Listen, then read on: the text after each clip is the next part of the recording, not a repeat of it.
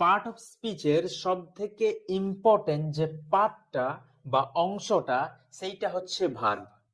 যেমন একটা গাড়ি আছে, সে গাড়ির কি আছে, চাকা আছে, বডি আছে, স্টিয়ারিং আছে, কাঁচ আছে, আরো নানান রকম জিনিসপত্র আছে। কিন্তু ইঞ্জিনটা হচ্ছে সব থেকে ইম্পর্টেন্ট। গাড়িতে যদি ইঞ্জিন না থাকে তো গাড়িটা কোনো রকমে চলবে না। বাকি সবকিছুই যদি নাও থাকে তো কোনো রকম ম্যানেজ করে চালানো যাবে, কিন্তু ইঞ্জিন যদি না থাকে তো এটা চালানো সম্ভব নয়। সেই রকম এই পার্ট অফ স্পিচ মানে স্পিচের যে পার্টগুলো আছে তার মধ্যে সব থেকে যে ইম্পর্টেন্ট মানে একদম ইঞ্জিনটা, সেইটা হচ্ছে কিন্তু ভার্ব। ঠিক আছে, এই ভার্ব কাকে বলে না, ভার্বকে বাংলাতে বলা হয় ক্রিয়া। ক্রিয়াকে আমরা বুঝবো কি করে না, ক্রিয়া হচ্ছে যখন কোনো অ্যাকশন, অ্যাকশন মানে কোনো কাজ করা বোঝাবে।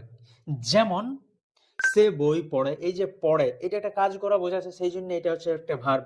যেমন সে স্কুলে যায়, এই যে যাওয়াটা এইটা কি একটা কাজ করা বোঝা যাচ্ছে, সেই জন্য এইটা হচ্ছে একটা ভার্ব। সেই রকমই হচ্ছে আমি ভাত খাই, এই যে খাওয়াটা এটা কাজ করা বোঝাচ্ছে, সেই জন্য এইটা হচ্ছে একটা ভার্ব। যেমন সে ঘুমাচ্ছে, ঘুমাটা আমরা ভাবছি যে কাজ করালে, কিন্তু কোনো একটা ক্রিয়াকলাপ ঘটছে, সেই জন্য এইটাও হচ্ছে একটা ভার্ব। আর কি, কোনো যখন স্টেট অফ বিং কে বোঝায়, স্টেট অফ বিং মানে কোনো অবস্থাকে বোঝায়। যেমন হি ইজ, সে হয়, এই যে ইজটা হচ্ছে একটা কিন্তু ভার্ব। সেই রকমই হচ্ছে হি ওয়াজ, সে ছিল, এইটাও হচ্ছে কিন্তু একটা ভার্ব। আই এম, আমি হই, এইটা হচ্ছে একটা ভার্ব। দে ওয়ার, এই যে ওয়ার এইটা হচ্ছে একটা ভার্ব। মানে কোনো অবস্থাকে বুঝাচ্ছে যখন, তখন সেইটাকে আমরা ভার্ব বলবো। আর কি আরেকটা হচ্ছে একুয়ারেন্স, মানে প্রাকৃতিকগত ভাবে কোনো একটা ঘটনা ঘটছে।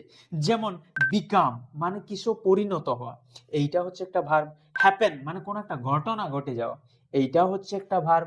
তারপরে হচ্ছে চেঞ্জ মানে কিছু পরিবর্তিত হয়ে যাওয়া, এইটা হচ্ছে একটা ভার্ব। ভার্ব তাকেই বলে বা ক্রিয়া তাকেই বলে যখন কোনো কাজ করা বোঝাবে, বা কোনো অবস্থা বোঝাবে, বা কোনো একুয়ারেন্স বা ঘটনা বোঝাবে, তখন সেইটাকে আমরা ভার্ব বা ক্রিয়া বলবো।